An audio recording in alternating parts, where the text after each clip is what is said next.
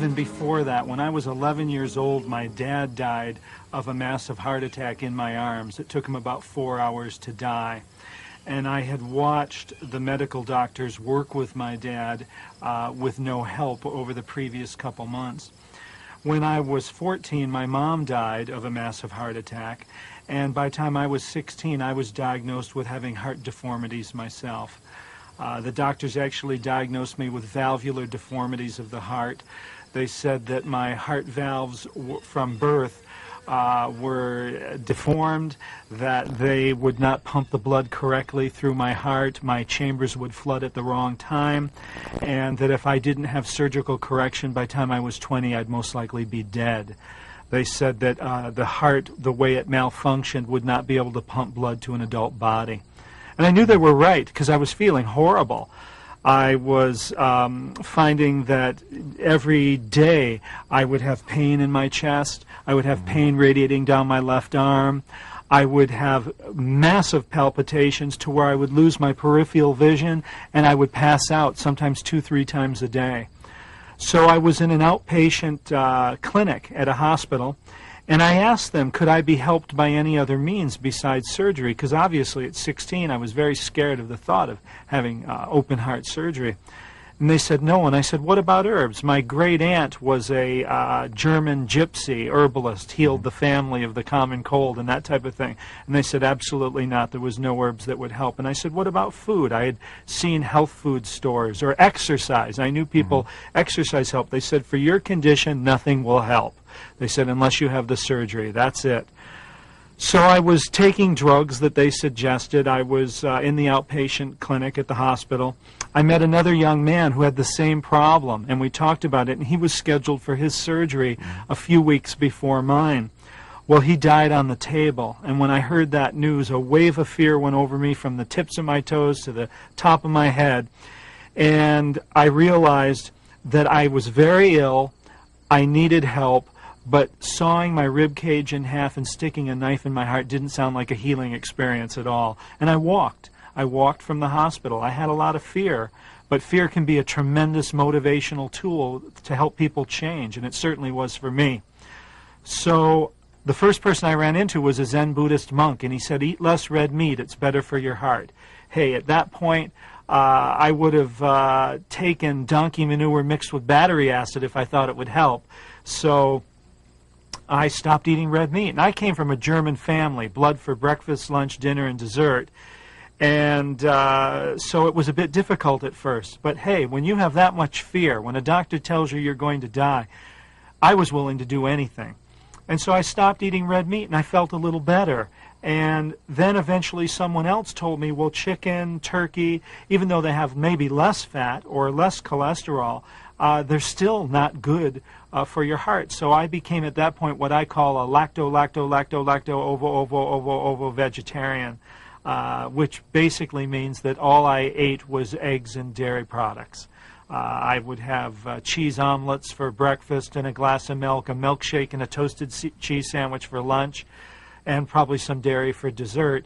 And I was still feeling tremendously better just on that dietary change, but then learned that there was massive amounts of saturated fat and cholesterol in dairy products, and at that point I became what's called a vegan, or a pure vegetarian, meaning that I ate only fruits and vegetables, grains, nuts, and seeds. And it was a bit startling at first. I remember looking in my refrigerator and there was nothing in it. And so I lost some weight, panicked, but eventually got the hang of it. And I felt tremendous. My incidence of my heart problems had gone down dramatically. And then I was told that I needed to exercise to have a healthy heart. So living in New York, I decided to start studying the martial arts. I figured that I could learn how to protect myself from muggers and at the same time do some cardiovascular exercise. So I got involved in the martial arts. I also learned that I had to open my elimination channels. I was having about 1 bowel movement a week. Seemed fine to me because I remember that's what my dad had, was 1 bowel movement a week. And so I had to learn how to clean and rejuvenate and strengthen my elimination channels. And also, I realized that my family, I call it 1950s Leave It to Beaver dysfunctional, but my family wasn't the most psychotherapeutic correct group. And we argued a lot at the dinner table. We all had indigestion. And I had to go through some emotional healing, too, because I learned that that was a very important part of my heart being well. Nobody has a healthy heart who is hateful. You have to learn how to give love and receive love if you want your heart to be healthy.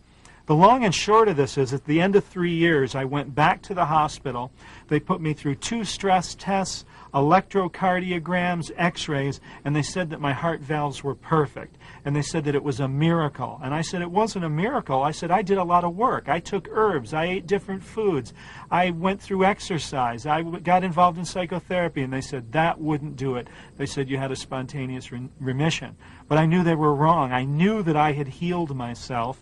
And even in the process, I was doing such a good job. People were knocking on my door, first friends and relatives, and then just the general public, because they knew I had something. And basically what I had just done is changed my lifestyle to be healthier. And so that was my first introduction into natural healing. Chapter 1. Chapter 1. A few years later, while I was preparing, working in a lab, making herbal preparations, we had a tremendous explosion, and a 5-gallon container of boiling oil in flames spilled all over my right hand.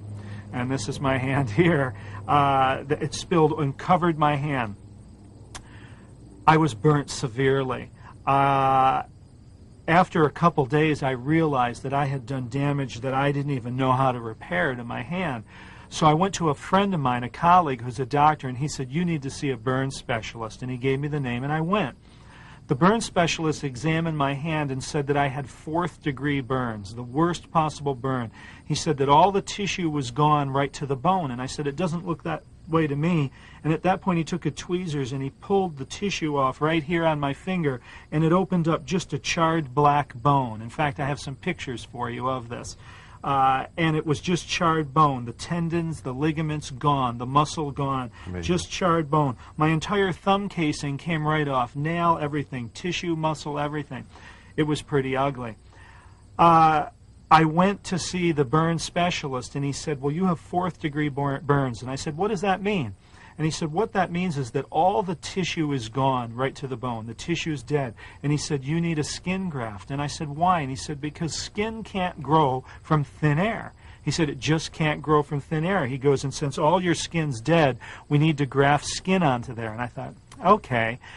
And he says, take your pants off. And I thought, why is he asking me to take my pants off? And he was looking at my butt. And I thought, why is he doing this? And he said, well, we have to have somewhere to get the skin. And it was like, whoa! I pulled those pants up real quick. And I thought maybe they had donors for skin. I didn't know. And he said, no, we take the skin off your rear end, and that's what we put on your hand. And immediately, the bell went off again. Here's another doctor trying to tell me that my body won't heal itself. And I walked right out of his office. I knew that I could grow skin back. And I went home. I immediately started juice fasting. What we'll go into later is what I call the Incurables program. In 30 days, I had skin covering my entire hand. It grew. It grew. It grew back. And I did everything. Believe me, I worked 18 hours a day to get this skin back. I went back to the doctor, and he goes, this is a miracle. I've heard that before. He goes, this is amazing. He goes, I've never seen this. And I thought, no wonder you've never seen this. You've never given the body a chance to repair itself, because you put a graft on there. You never put people on juice therapy, clean the elimination organs. If anything, you give them pain medication that would slow down the healing process. Of course, this doctor had never seen that. So basically, at that point, he said, let me look at your hand. He goes, this is a miracle. You've had a miracle. He goes, but bend it. And I couldn't bend my hand. And he goes, see, there's a problem here. He goes, because you didn't have the graft, we're going to have to make about 50 incisions now and all the scar tissue so you can use the hand. And I thought, oh, no. And then the bell went off again. What's he telling me? My body won't repair itself, or if it repairs itself, it won't do it correctly.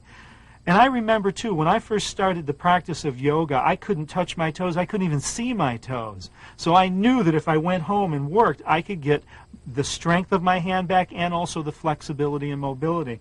And I worked for another month stretching my hand. It took me 2 weeks to touch these two fingers together, and now I have total usage of my hand. It looks a little different in spots, but it works without any skin grafts. So this is just another classic example of how your body will heal itself if you give it a chance.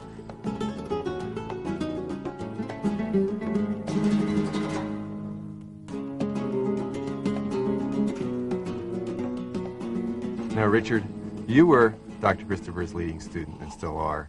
Now, when Dr. Christopher said there are no incurable diseases, most people thought that was just a statement to attract attention. Absolutely. They thought it was a statement, and they thought that maybe there were exceptions.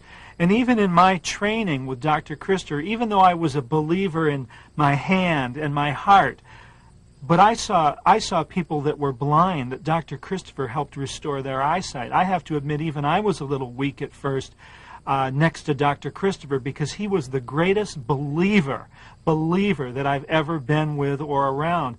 And eventually that rubbed off on me. I became an absolute believer, and now I know without a shadow of a doubt there are no incurable diseases. Everybody can be well if they want it bad enough. Now, you're saying that not just because you believe it, you've seen it. I've seen it in my practice. I've been working with people for 20 years now, and I've seen people with bone cancer, over 90% of their body. I've seen people with 90% of their coronary arteries blocked. I've seen people with advanced diabetes, blood clots, brain tumors, diverticulosis, breast cancer, you name it. I've seen it, and I've seen them walk away healthy using natural methods. Well, when they walked in your door or when they called you, how bad? Just how bad were they? My average patient in my clinic, we refer to them many times as the walking dead. We do that to their faces too, because we have to joke about it. And the reason we say that is because most people that call me up have at least been supposed to be dead for 2 months. In other words, the doctor said they were to be dead in January. They call me in March. So usually the best chance I get is a patient that's already supposed to be dead for 2 months. I consider that lucky if I get a patient that's only supposed to be dead 2 months. Usually it's 4, 5, 6, sometimes a year.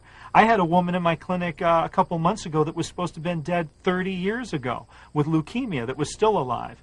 And I think the best reason she was alive is she ignored the doctors, didn't believe what they said, and just went out and lived her life. But basically what I have learned is that everybody, regardless of what's wrong with you, regardless of what anybody said, forget what everybody says. You know, when the doctors say to you, when they say to any patient, when they say there's nothing that can be done, what they mean to say is there's nothing that can be done that I know. They're egomaniacs. They don't want to let the patient know that there might be other methods that they don't know about or that they don't understand. And that could be anything from herbs to psychic surgery. But there are thousands of other ways to heal yourself outside of traditional, or what we might call modern orthodox medicine and pharmaceuticals in this country. But doctors won't tell their patients about it. They're afraid of it. They're afraid to say they don't know. And what's unfortunate, and we've talked about this before, is most holistic and alternative doctors. They won't take on people that are really sick. Most of my colleagues work with people who are very fit and well to help them get more fit and well. And if you're a little bit sick, maybe they'll bend the rules, but I don't know anybody that I can refer someone to that's terminally ill. Most your holistic practitioners, your alternative practitioners, don't have any experience there, or they're non-believers themselves, or when they or their family gets sick, they go to the doctor.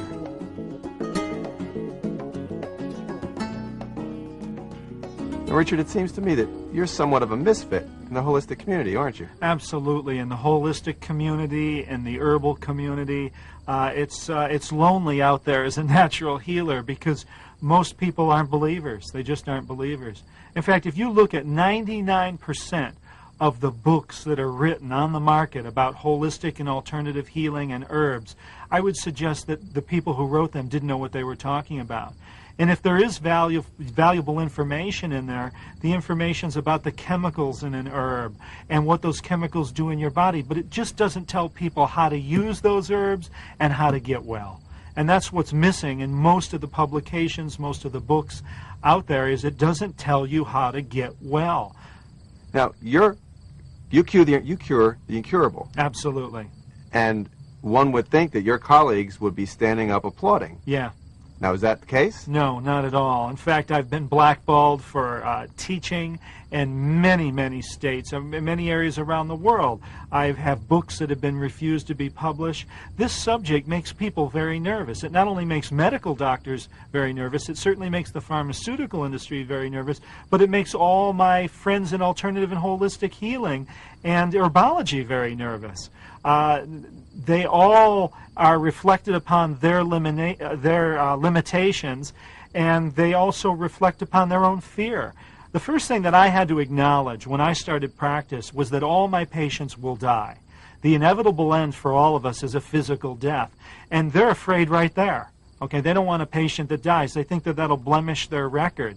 I mean, it's not dying that we're trying to stop. It's the quality of life that we're trying to increase and also have people die with dignity. We're all going to end up in the same place physically, and so there's nothing to be afraid of. So I wasn't afraid of my patients dying. I almost died myself. So my first rule was I took on anybody and everybody, and immediately I used to have a line out my door of the dead, the tumors on the neck. Everybody would come to see me because they found that other holistic practitioners wouldn't work with them. Richard, have you ever had any trouble with the authorities? Yeah. I remember my first memory of my run-in with authorities was hearing my front and back door slammed down with battering rams, bulletproof vest officers coming in with machine guns, raiding my offices, my clinic, my home. Confiscating herbs, tearing the place apart. What were you doing, selling crack? I have patients that used to be drug dealers that have recovered from their diseases and their habits, and I don't know anybody that was treated worse than me by the police and the authorities. So you sold herbs? Yeah, I sold herbs and I got people well. That's the key. Well, that sounds like Dr. Christopher. Absolutely. It's a repeat. Absolutely. You know, I was with Dr. Christopher many times, and he was arrested 6 times. 6 times that during his career. Yeah, I know at one point he was in jail, couldn't earn a living. Couldn't earn a living. His family was thrown out of the house. They lived in cars on the streets. I mean, he sacrificed a lot to preach the word of natural healing in his lifetime. Well, they didn't like either one of you. Oh, they don't like me at all. In fact, I was with Dr. Christopher at times when he made a lot of people unhappy with what he said. I remember one time we were at a nutritional convention with 350 distributors of vitamins and minerals. He was the keynote speaker, and the first thing he said in his speech in the first minute was the only thing wrong with everything he saw out there was it was all dead. And he suggested people eat live foods and get the vitamins and minerals and enzymes from the foods. What'd they do, cheer not him? From pills. Yeah, they put a hook around his neck, got him off stage, had us both out of there, and I've been barred from many events in the industry just because of that circumstance, and then certainly from carrying on the tradition of natural healing. Wait, and so you're herbology. curing people and you're not a big person in the herbal industry in America today? Most of the industries don't even want to admit I'm around. They call me Dirty Harry. For what? Because no one wants to admit I'm there. No one wants to work with people that have incurable diseases. But when they or their families get sick, I get many calls from these doctors and these herbalists to help them or their family. But for the rest of the time, they don't even want to admit that I exist. Well, it sounds like between the feds and the people in your own industry, no one wants to hear about you, which is all the more reason for readers to learn what to do and how to do it. Absolutely. You know, we have to look at medicine and pharmaceuticals as a $900 billion industry in this country. They don't want anyone in this country to hear what we're talking about they here didn't. today. Well, Yeah. that we knew. But the health food people, that's shocking. Oh, absolutely. The naturopaths were the final people to have Dr. Christopher arrested. He was working on 90 people a day in his clinic. Now, 90 people a day were coming there because they were getting well. He was healing and curing the incurables. He took all their business away. They wanted this man in jail. Some of my worst enemies are people in my own field, herbalists, natural healers. Well, today we're not going to worry about them. We're just going to tell people how to get well. Absolutely.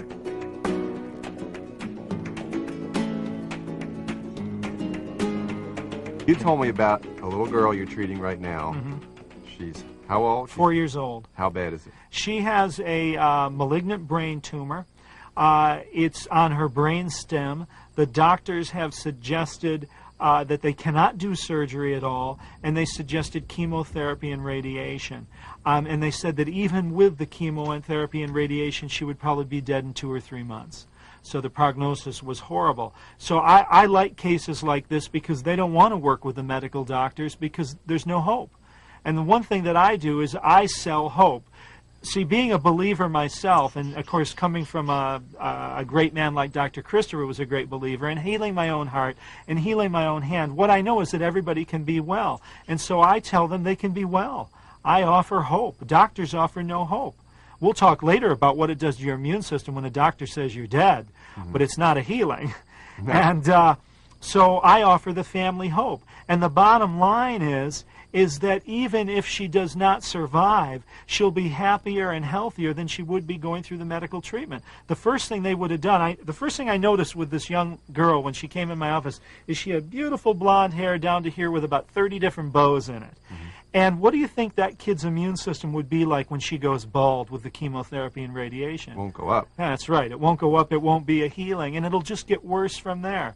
So the parents were horrified by the medical prognosis. They are not what we might call hip people or alternative people or holistic people. But they decided that this made more sense than doing what the medical doctors suggested. How is she doing? She's doing better. She's off all her drugs. She has some slight paralysis, and we're hoping that tumor's going to shrink and just go away. And I believe it will. What are you doing for her? Everything. Everything. And I think that what we'll do is we'll go over the entire program. Point by point. Point by point. At the end of this video, it's specifically every category and what to do.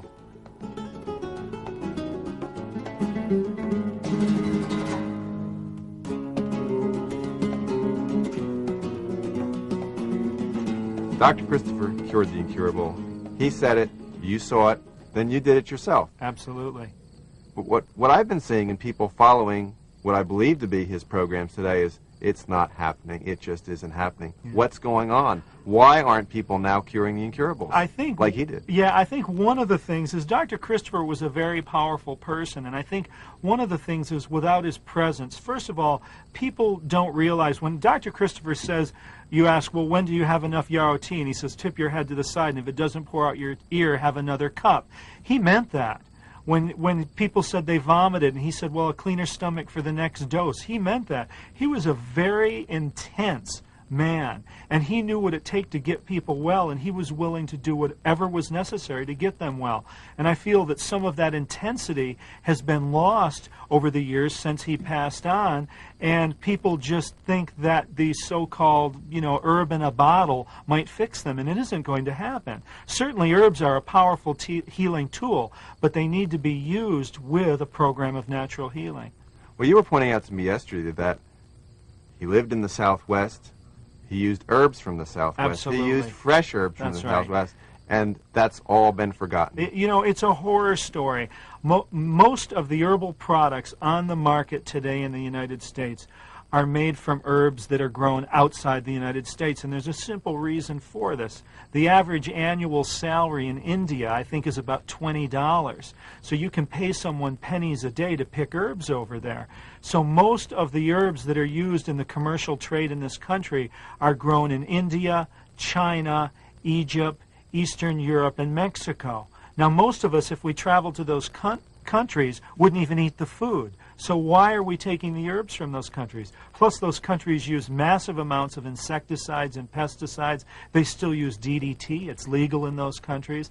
And so these are very poor quality herbs that are coming into the United States. Now get this. American agri-laws say that all herbs that are imported into this country are subject to irradiation and fumigation. So even if these herbs came in organic, there's a good chance that they'll be sprayed or irradiated when they come in. So the bottom line is the cheaper herbs, the herbs that all the manufacturers use in this country, are very low quality. Their chemical content is very low. The chance of them working for you is very low. They're just not going to work the way that you hope they would. Dr. Christopher used the herbs that grew around his area. He used herbs from the southwest United States. Look it out here. I mean, we have thousands of plants growing right here in your backyard. This is what we need to get to know better. This is what we need to use. But that's how he cured the Absolutely. incurable. And so this is one of the things wrong with the program now is people are using herbal formulas that are not potent. They're not chemically potent because it's the chemicals in those plants. A great example is juniper berries on the commercial market in the United States that come from Eastern Europe are about $1.50 a pound. They're these brown little dried balls. I pay about $22 a pound for my juniper berries. They're bright blue to purple. They're soft, they're chewy, and there's oil inside them. Now, when I give them to patients, their urinary tract infections go away first time. That's not going to happen. Even if they've been using Dr. Christopher's formula from a capsule from a store. Absolutely. And it didn't work. Absolutely. And the problem is it's the chemicals in these herbs that make them work, that make them get rid of infections in our body, that help them clear arteries, that'll even cure cancer. The problem is the quality of the plants that we buy nowadays is not very good. And so the chemical content is very low, and they're just not going to do what you think they would do. I mean, I sample all the time herbs out of the health food store, and I'm shocked.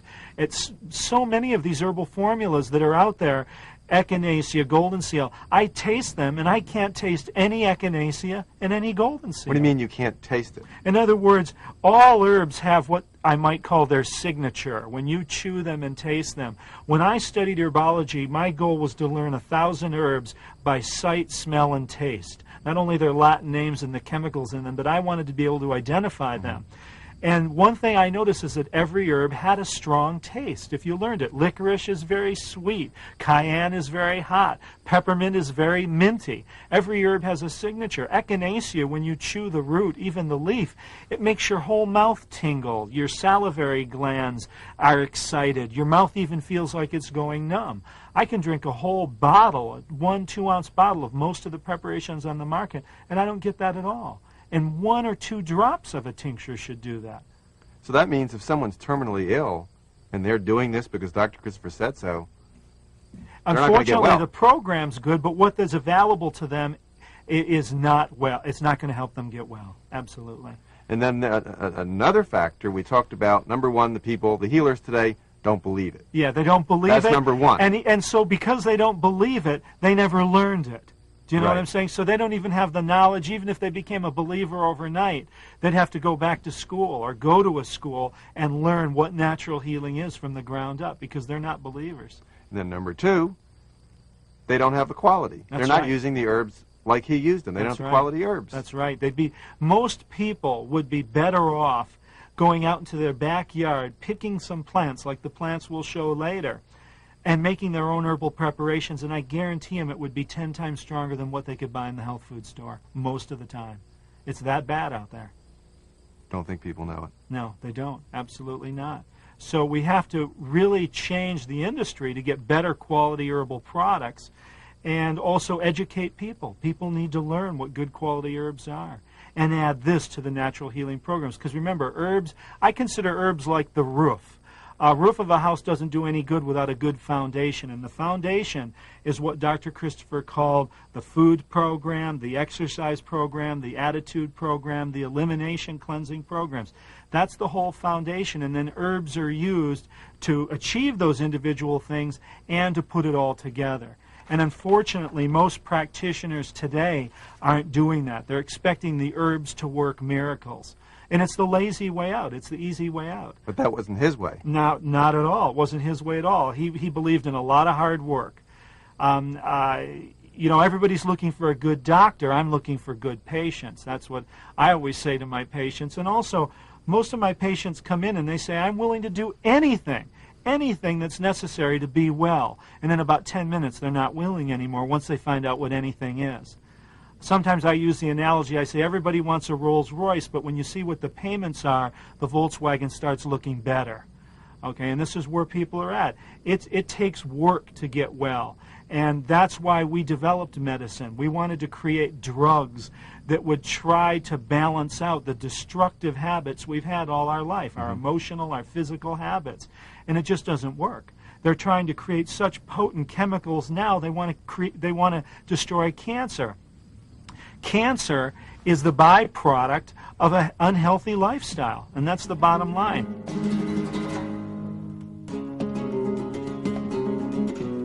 What's unfortunate, and we've talked about this before, is most holistic and alternative doctors, they won't take on people that are really sick. Most of my colleagues work with people who are very fit and well to help them get more fit and well.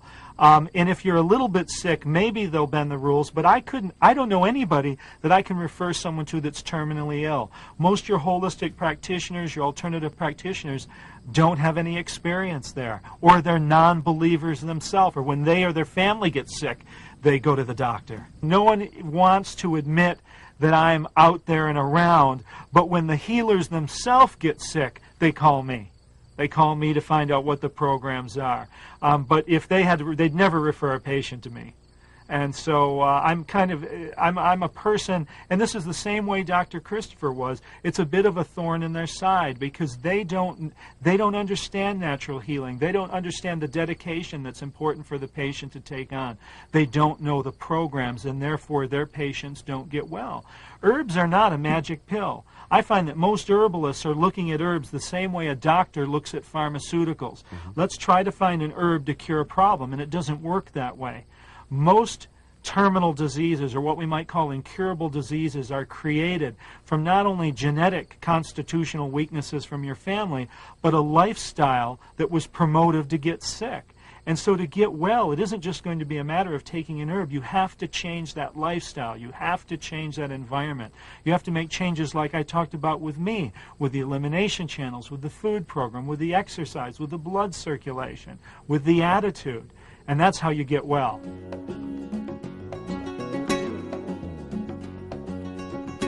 Now, Richard, what's the first step? A patient walks in, they've got a massive tumor, they got 4 weeks to go, they walk in the doors, hello, doctor. Where do you start? The first step in any health program, from A to Z, is opening the elimination channels. And there's a couple good reasons for this. One is if you begin a cleansing program and your bowel or your liver or your kidneys are not working properly, you're going to feel horrible. And this is what happens to many people, because when you detoxify, you're drawing poisons and toxins and drug residues out of your fat cells, out of your muscle tissue. It's all circulating in your body, and if it can't get out, you could feel worse than you've ever felt in your life. So the first most important step in the Incurables program is opening the elimination channels, and the most important one is the bowel, getting the bowel to work. But most people, at least in the natural movement, believe they have done that. Yeah. They have taken herbal formulas to cleanse their bowel and all that. And I think that this is something that we can always work on. The incidence of disease in this country is very reflective of the bowel. Merck's manual, which is the standard book of diagnosis and prognosis for the medical industry, and that's written by Merck, Sharp and Dohme, one of the largest drug manufacturers in the world. In the 1950s, they said 10% of American adults had bowel herniation. In the 70s, 30%. In the 80s, 40%. And in the most recent edition of Merck's manual, the 16th edition, they say that everybody will eventually have diverticulosis or herniation of the bowel. So if we're all going to have it, we need to clean out our bowels. We need to constantly clean out our bowels. Medicine is just now starting to acknowledge what Dr. Christopher talked about 30 and 40 years ago. He used to say that everybody, as they got old, if they didn't clean their bowel, had bowel pockets. The doctors laughed at him. They laughed at him. They roared at him. And now the doctors and the pharmaceutical groups are saying that everybody will have bowel pockets. And even in the Merck manual, when you look about what to do for these bowel pockets, it says a high-fiber diet's recommended, a diet of grains, vegetables, and fruits. They're talking natural healing here. This is our food program we'll get into. So the very, very, very first step is opening the elimination channels, and the bowel is the best place to start. We got to get that bowel working.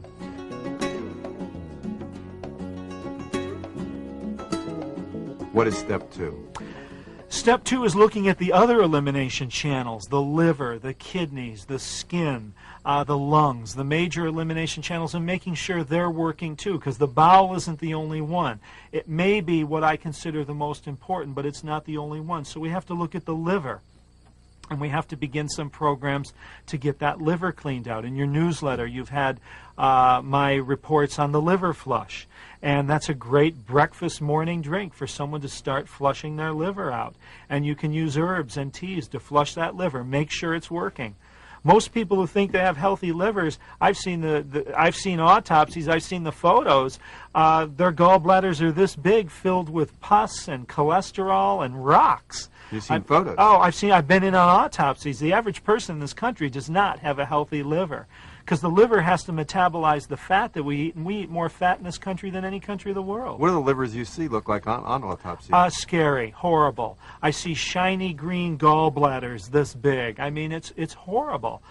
People's livers are fatty, degenerated, dead tissue, bigger than they should be because they've been overworked, and the gallbladders are plugged up and clogged. And so we need to get into those livers, flush them out, and clean them out too with our good liver flushing and cleansing program. And people write to me, and one of their complaints is they tried it a couple times, like a little liver flush with olive oil, and they say it didn't work. They're still sick. Yeah, and this is what happens to me. I get many patients that come to see me, and I say, well, we need to drink some carrot juice, and they go, I've tried carrot juice, and I go, and we need to exercise. They go, I used to exercise, and I'll go, we need to do a liver flush, and I drank one once. My question is, did anybody ever do all of those things at the same time? And that's what the Incurables program is not just one glass of juice or a liver flush the next day or I'll clean my bowels this week. It's doing it all at once. It's putting this whole program together, the elimination channels, the food program, the exercise, the attitude. You have to put it all together, and then it works.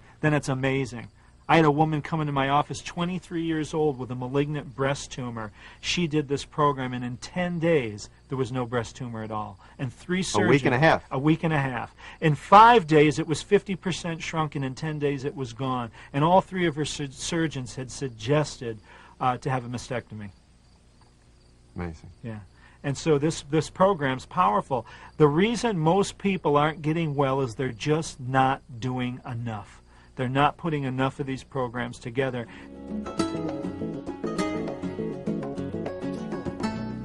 The skin. We need to get back to our skin brushing. Dr. Christopher was a fanatic on skin brushing, dry skin brushing, wet skin brushing. Dr. Christopher always talked about... But isn't that just for healthy people, a trivial technique? No, it's very powerful. The skin is one of the largest elimination organs of the body. It can eliminate pounds and pounds. I've even seen research showing the skin can eliminate 10 pounds a day of gases, liquids, and solids if it's clear and it's open. And this... You're saying this is enough to make a difference? Oh, absolutely. And we're talking terminal cases. Oh, yeah. We'll go into more detailed, more in depth, but just generally speaking, we got to get that skin working, and the best way to stimulate it and clean it is skin brushing. And natural fibers are very important. Dr. Christopher always made a point about talking about his wool suits from J.C. Penney, and he always talked about the importance of grounding yourself and wearing your clothes, cotton clothes, wool clothes, silk clothes, and getting away from the polyesters and the nylon so your skin can breathe. It's very important that your skin is healthy and can breathe. When your kidneys aren't functioning well, they can use your skin as a backup organ to eliminate.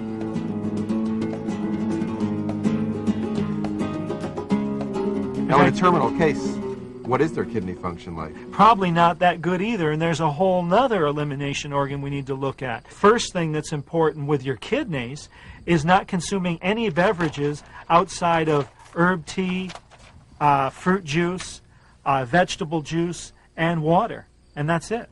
That's one of the first ways to heal the kidneys. I mean, you have to stop the soda pops, the carbonated beverages.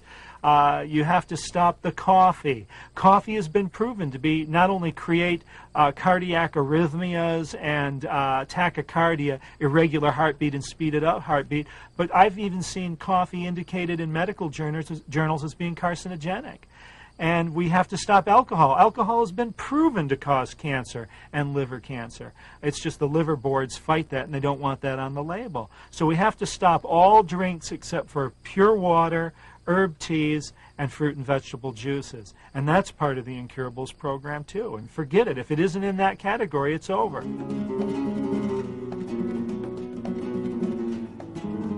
I think we have to look at a few disease statistics, because that really answers it for me. The #1 cause of death in the United States is heart disease. It's estimated that 1 million people will die this year from heart disease. Now, that's a lot. That means that if you add up all other forms of disease and death, if you look at AIDS and cancer, if you look at suicide, plane crashes, auto wrecks, drug overdose, all of those don't equal the amount of people that will die of heart disease. 1 million people. Now, it's possible that this year only 100,000 will die from AIDS. 1 million. Okay, 1 million this year are dying from heart disease. We should see this on the television day and night. I agree with you, but what's your point? Okay, the point is out of that million, 990,000 are dying from blocked coronary arteries with cholesterol. Only 1% of heart deaths are caused by other causes. 99% by blocked coronary arteries with cholesterol, and the only source of cholesterol is dietary from animals. That means but everybody knows that. Yeah, doctors know that. Well, but they don't tell their patients. I had a man in my office a few months ago who had 2 heart attacks, and he went to the 5 top heart specialists in Los Angeles: St. John's, Cedars-Sinai, UCLA, USC, right down the line. He talked with every heart specialist, and I said, "What did they tell you about your diet?" And he looked at his wife, and he said, "Nobody said anything about diet." It's hard to believe. Yeah, it's happening. This is what's happening out there.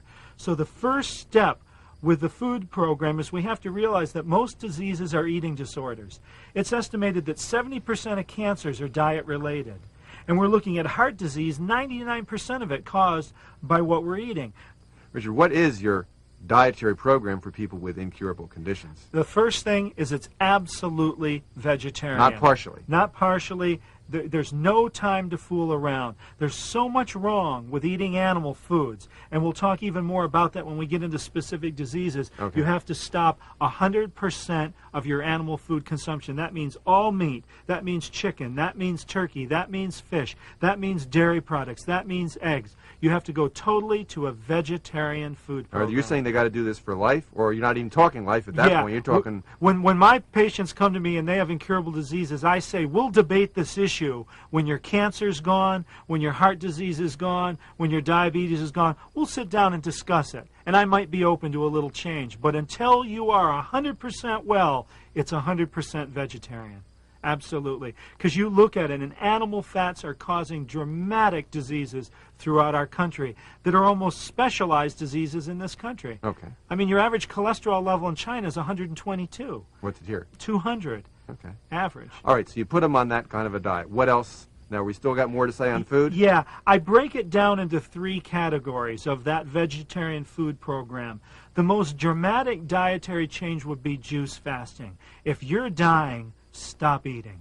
Okay? If you're really sick, stop consuming food, buy a juicer or get that juicer out and put your fruits and your vegetables through it. So you're putting them on a juice program then. It's not just vegetarian. Absolutely. And that is for the worst case scenario. That's what Dr. Christopher used to do too, with juices. Absolutely. When you're sick, you don't have any business eating food. It takes too much energy to digest it. So you don't mean some juice. You mean what, all juice? Yeah. And morning to night? And the problem is most people, when they go on a juice cleanse, don't drink enough.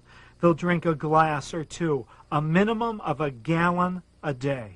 Okay, that's 8 ounces an hour of juices, and get that juicer going. Now that's the most dramatic aspect.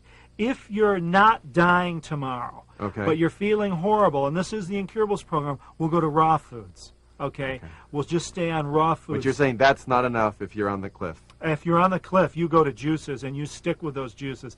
I had a man come to see me with lung cancer, and he also had a cholesterol level of 350. I put him on juices only, and in 3 weeks that cholesterol level was 132. Okay, that's what you can do on juices. But what about the cancer? That's the main thing. Well, that took a little longer. Yeah, the cancer receded. And this is what happens, okay? The lung cancer receded? Oh, absolutely. Absolutely. And the only time I've ever seen anybody get well with lung cancer is natural healing. Lung cancer, of course, is extremely deadly. Yeah, the statistics are awful. Statistics are awful. Okay, Prognosis so juice is awful. fasting. So juice fasting. If you feel you got a little more time, go to raw foods, because the raw foods contain more vitamins. When you cook food, you destroy the vitamins. You destroy the enzymes. But raw foods is a middle ground. It's still not the absolutely pure, strict incurables program. Absolutely. And if you want a little breathing room, just be on a vegetarian food program, and that would include, you know, baked potatoes, brown rice, steamed vegetables. But again, in the absolutely desperate, you wouldn't even let them have a baked no, potato. because that food program that I just mentioned is what I call my health-building food program. It's total vegetarian, but you can have breads, you can have baked potatoes, brown rice, cooked grains. That's for a person who's well. That's the food program that I've been on for 24 years now. I've been a vegan for 24 years. We're not talking people even close to well. Yeah, but when you're not well, then you need to go down to raw foods and stay on those raw foods. But if you're really ill, it looks like the corner, you're not turning that corner, you go to juices, and you stay on juices till you're well. Okay, what else in your food program? Well, that's basically it. I want everybody to understand that it's vegetarian, and that if they're sick, they go to raw foods, and if they're really sick, they go to juice fasting. Okay, other than that, you need to, you know, pick up your books and magazines on vegetarianism, try to make that diet interesting. But you know what? Who cares about taste buds when you're dying? You probably don't have much taste anyway. Yeah, absolutely. You probably can't taste much food. So okay, is there any preferences on the juices? Basically, no. I would suggest to keep in mind, Dr. Christopher always said, live under your own fig tree. Okay. And what he meant by that is use fruits and vegetables that are grown locally and that are in season. That's the whole point. We shouldn't be eating kiwi fruit from New Zealand. That's the other side of the equator. When it's summer here, it's winter there. Okay. We should be in this climate right now. Our fruits that are going to be coming up are apples and grapes. We need to stay in harmony with our fruits and vegetables of the environment that we live in. So when they pick the juices, they have to keep that in mind. Absolutely, because the food that grows in this area right here, Sam, and the herbs that grow in this area are designed for the people that live in this area. They have to live in the same climate. In other words, they don't go out having mango juice if you live here. That's right. Stick with your local fruits and vegetables and use those juices. So that's an important point. Even if you just use one. There's nothing wrong with a mono diet of apple juice or grape juice. There's famous books written just about drinking grape juice alone. Okay. It's a great healer.